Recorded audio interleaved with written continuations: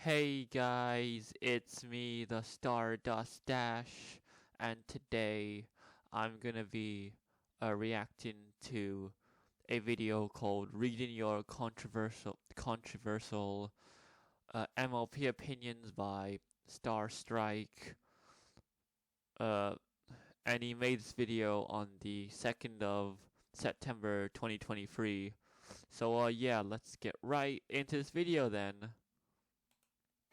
Hello, my beautiful friends, and welcome to a new type of video that I am calling Bold Banter Bonanza, where I read your controversial opinions on My Little Pony. Now, we all have opinions, many of them unpopular, so let's all just unpack our most anger-inducing ones all in one place and try our best not to kill each other in the process. Let's get started with our first comment. I think Twilight being an Okay, so let's see what this first one says. I think Twilight being an alicorn made sense because it pushed her as a character to see things outside of her comfort zone. Plus, it shows how much she needed the ponies in her life to guide her. Yeah, I agree with this one. Because and I have spoken to Key Pony about this many times as well, or the Shao-Key Pony, but I call him the Key Pony for short. And he thinks differently, but we kind of agree, I guess. But he doesn't agree completely, I would say. Alicorn made sense because it pushed her as a character to see things outside of her comfort zone. Plus, it shows how much she needed the ponies in her life to guide her. Twilight was better before she got wings. I agree with this. Being a princess brought on new challenges that Twilight most certainly did not feel ready to take on, and it really pushed her character forward. It did feel like it happened a little bit too soon in the series, and she too quickly went from antisocial bookworm to princess of friendship. Yeah, I agree with that as well. Like, here's the thing, right? Season 3 had like 13 episodes, mind you, back in 2013, and yeah, I'm sorry, 13 episodes doesn't really make a season, if you know what I mean. So yeah, I agree with him there. But that's a different point from whether or not it makes sense entirely. However, then this comment goes on to say, plus it shows how much she needed the other ponies in her life to guide her. I don't think that's something that's totally unique to Alicorn Twilight, but it did introduce a few unique scenarios involving her as a princess where she needed her friends that normal Unicorn Twilight wouldn't have had. Yeah, that's a good comment. Thank you so much. This is off to a good start. Wait a second here. The next comment. Twilight being What? Twilight becoming an alicorn made perfect sense and only complemented her character in long run.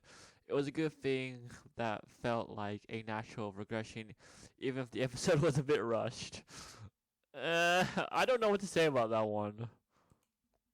Being an alicorn made perfect sense and only complemented her character in the long run. It was a good thing that felt like a natural progression, even if the episode was a bit rushed. You know, given that these are the two top voted comments, I'm starting to wonder how controversial of an opinion this is. Did all the anti-alicorn fans just, like, leave after season 3 or something?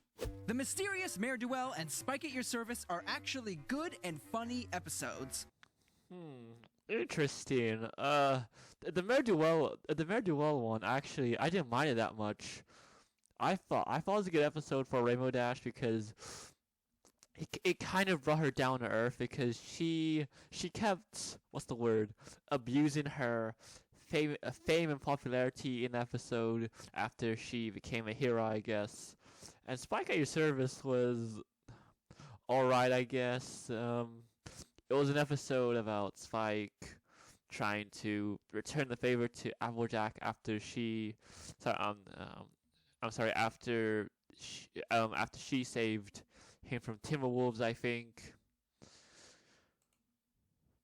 Bronies at that time were just dramatic. You say that as though we're not still dramatic. Every pony should have an equal say and be able to enjoy the new space, right? Oh yeah, G5, I forgot. No! You don't own the building! You don't get to decide what happens to it. I actually did recently go and rewatch those episodes, and I think at the time, those were some of the worst episodes in the series. And that's the reason why they are scrutinized so much more than other episodes. Because at the time, we didn't have some of the absolute worst episodes that we have today, such as Cart Before the Ponies, which I mean, come on, it wasn't that bad, I would say. It was kind of a funny episode in my opinion, cart for the ponies, because, well, this shot's funny, but I did like it because it did teach the Keymark Crusaders to do shit on their own instead of going to their sisters or sister type figures, I guess, for help.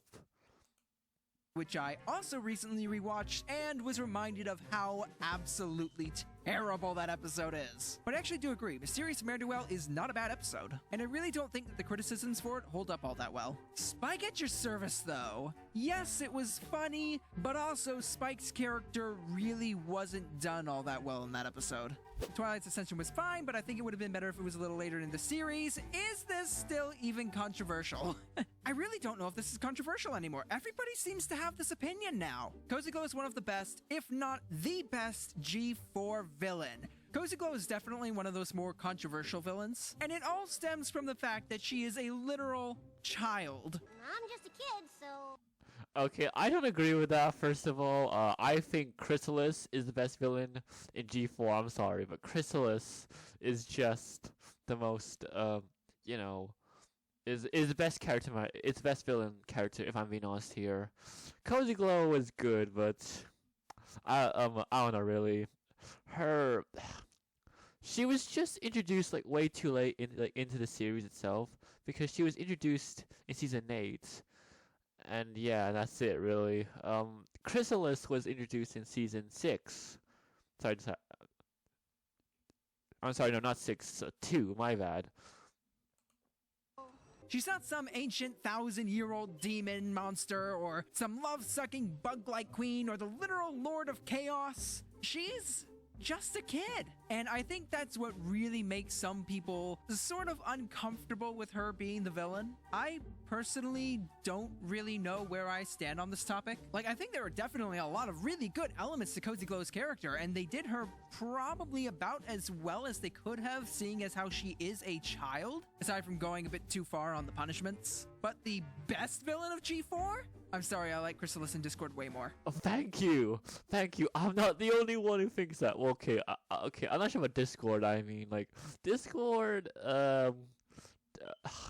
The thing about Discord is, I don't feel like he's a villain.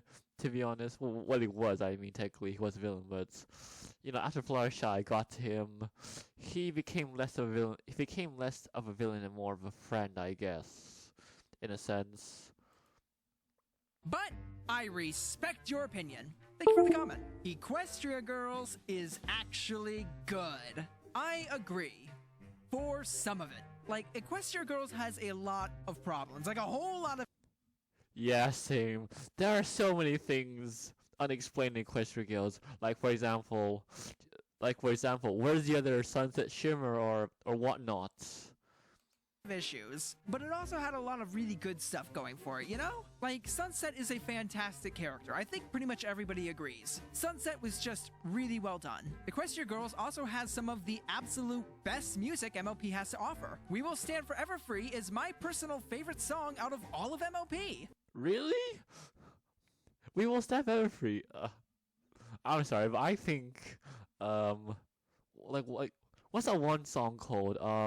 Unleash the Magic is better, by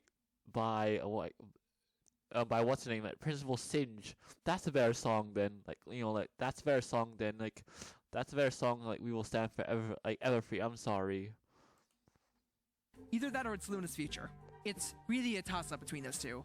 I just love them so very much. That being said, the focus on technology like cell phones and texting and whatever else in Equestria Girls, and the fact that they are all very, very brightly colorful hues.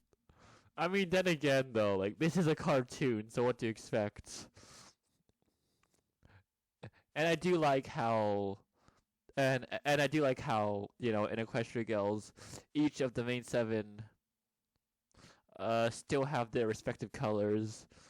But I don't get why Big Mac is white, though. That's weird. Humans in a high school setting. It's just real.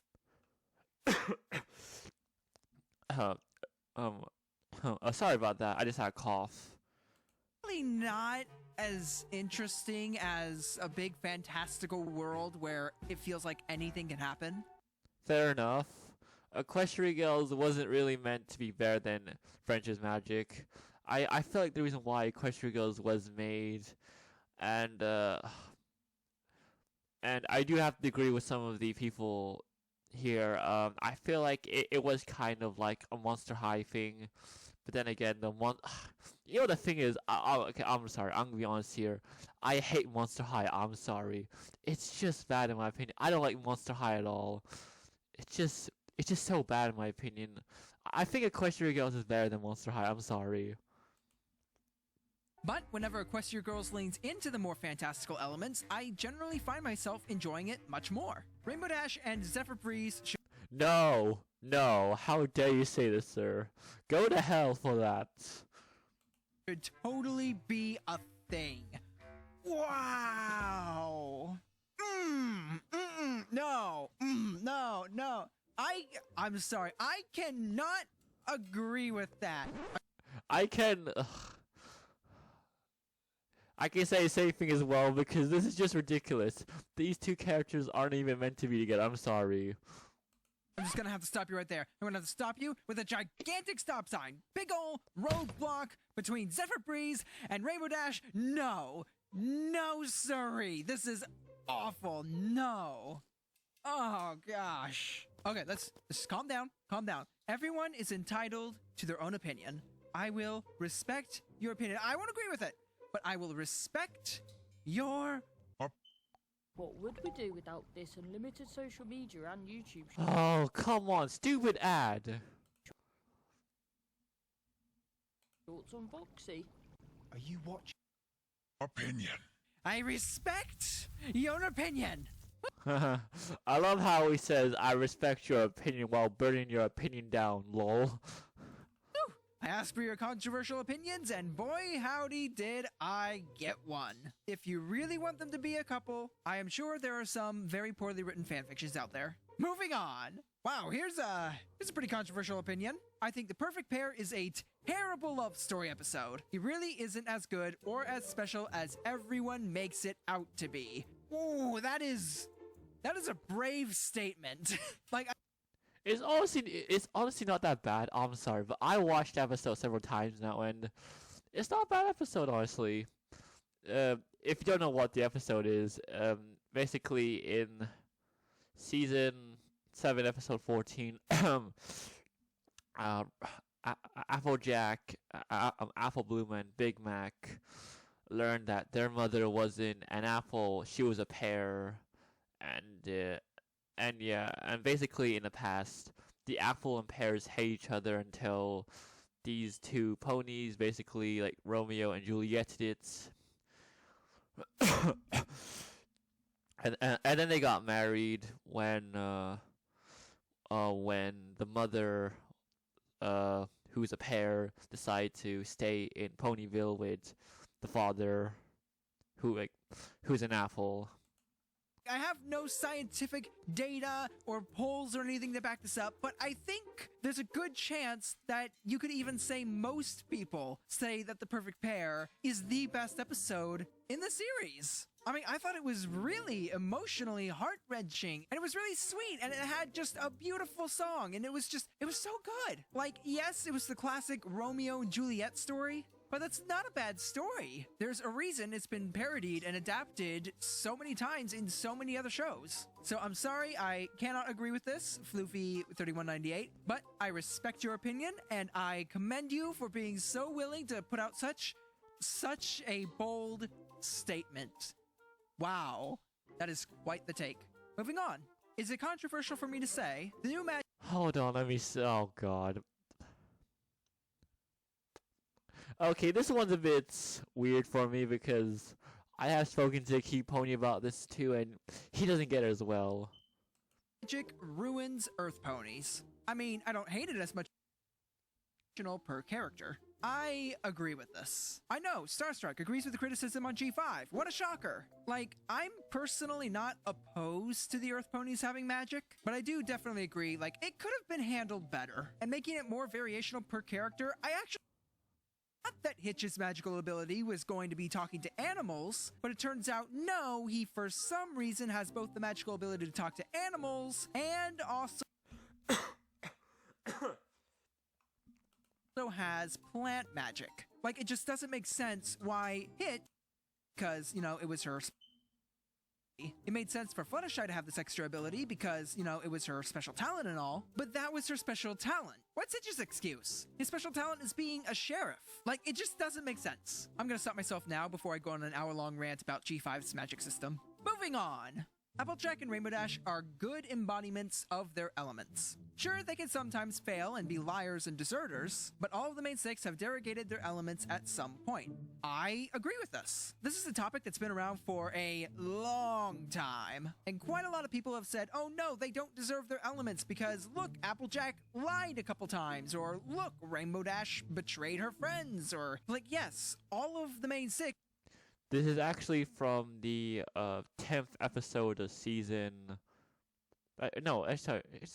Sorry. Is it the 10th episode? I can't remember now. Yeah, it is the 10th episode of season 10. So, sorry, no, not. I'm sorry, no, like not season 10. Season 4, called Rainbow Falls, I think. Do that, and I feel like most of the time when they aren't properly representing their elements, it's pretty justified. Sometimes it's not, but I think that a lot of the time it is. So, for example, when Applejack is... I love that face Applejack makes in this shot because you know she can't lie, but she has to lie in order to get Pinkie Pie to like go away from the to go away like from the barn.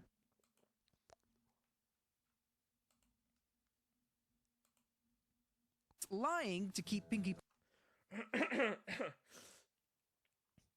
Pie from learning about her party, you can tell by the look on her face just how hard it is for her to lie. Like, I think that actually adds on to her character. But despite those moments, she still, for the most part, values... This is from the 20th episode, I believe, or 21st episode of Season 4, Friendship's Magic. Honesty above all else. And same thing with Rainbow Dash and loyalty. Moving on. I really loved Equestria Girls, especially the first movie and Rainbow Rocks. But for some reason, people didn't like the first one. It's really a setting change thing. Like, we had the same characters that we all love, but we went from a grand fantastical world with Draconicuses and ancient alicorns that want to bring about eternal night, to a story where Twilight needs to become prom queen. And I think that's one of the big reasons why so many people consider Rainbow Rocks to be the best installment of the Equestria Girls series. It just brought back... Yeah, if I'm being honest here, the first Equestria Girls movie wasn't the best, if I'm being honest here, because... even though it did start the whole Equestria Girls spin-off series, it wasn't the best movie out of the 4 movies that we got originally. But like in my opinion, I think Rainbow Rocks is number 1. A Friendship Games is number 2. Number 3 will probably have to be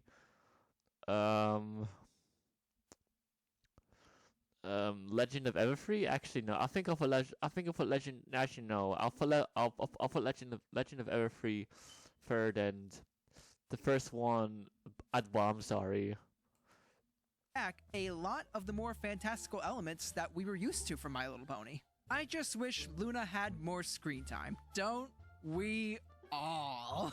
Oh, we got one from this fandom's very own Windstriker, who... Oh, okay. Okay, this opinion here is a bit weird, but okay. Fluttershy is a terrible character in terms of character development. She kept reverting.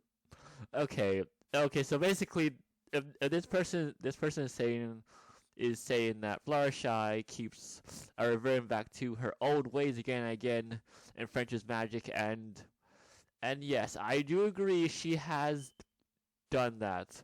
A prime example of that is is in the 23rd episode of 23rd episode of season 8 called Vow of Silence, I believe, where Fluttershy and Applejack have to help the Kirans get the voices back, but then Fluttershy doesn't want to help them get the voices back because she thinks hurting each other's opinions by speaking is a bad thing, and I don't agree with Fluttershy in the episode, I'm sorry, but Fluttershy was kind of like a pussy in the episode because what she was saying was, no, because I don't want them to hurt their feelings again, and yeah, I don't agree with that, I'm sorry.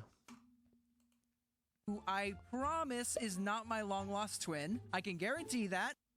Terrible character in terms of character development. She kept reverting back to her old self in later seasons and losing all of that development. Plus, she kept realizing the same lesson. But that wouldn't be so bad if it wasn't also her only lesson. I disagree with this. Nope, I disagree with this hard.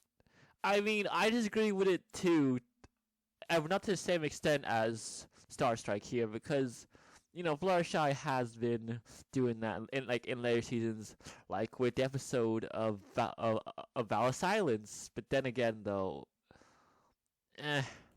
hard. In terms of her character development, if you compare episode 1 Fluttershy to literally Fluttershy in any of the later seasons, you will see a serious progression with her. I mean, when she first met Twilight, she could barely speak. That's how shy she was. Keep up the good work.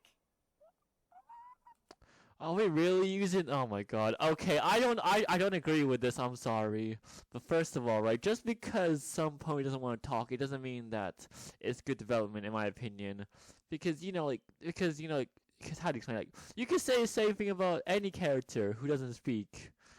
So yeah, I don't agree with this. I'm sorry. Hello, I'm Amelia, and welcome Oh, why? to the skincare game show. There's a lot of these. Okay. So yeah, guys. As I was saying, yeah, I don't agree with that because you could say that any pony doesn't like to talk, but yeah. Anyways, yeah, I don't agree with that opinion. It's stupid. It's just stupid. Like, why would you use the first episode as an example? I'm sorry.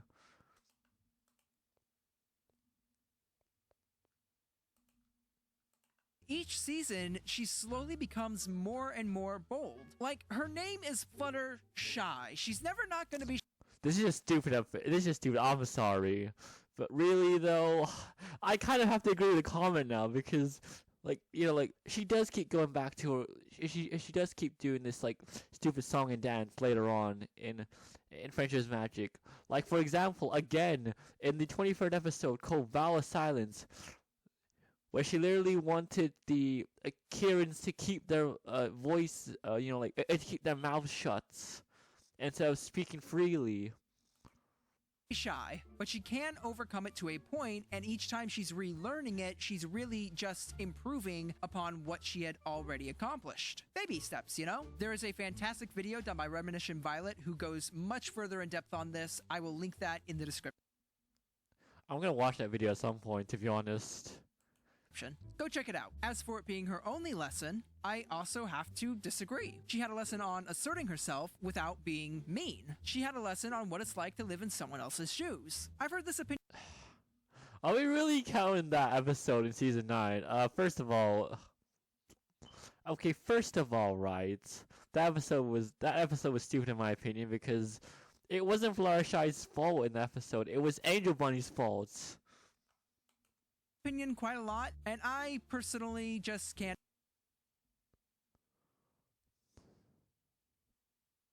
I despise Discord with all my might. You're looking to start a fight, aren't you? Oh, we got one from Mr. Someone. Trixie is way overrated and just a frustrating character to see on screen 95% of the time, because she rarely actually shows any signs of wanting to become a better person. My friend, there are a lot of Trixie fans whom you have just enraged. But luckily for you, I am not one of them. I actually agree with this. I don't understand the appeal people have towards Trixie.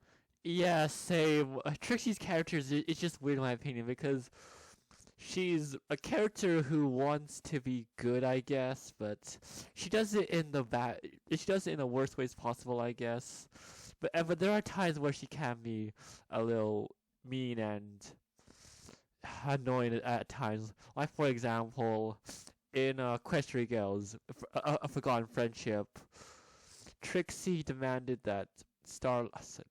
I'm sorry, no, like not Starlight. Sunset puts her magic poster in the yearbook, and Sunset said no, and later on, after everyone except for Sunset loses their memories, um, Trixie does help out with the whole memory stone thing, but then she also, can you call it blackmail? I guess. Well, it's not black. Well, it's kind of blackmail because what happens is, like, she says that she'll only help if Sunset puts her poster in the yearbook. But yeah, Trixie's character is just, she can be annoying at times, but there are times where she does help out. I guess. Trixie. Like, I think that she's a great character, but not because she's likable, but I only think that she's a great character because This is from the episode No Second Prances in season 6, episode 6. It's just funny how Twilight is like, yeah.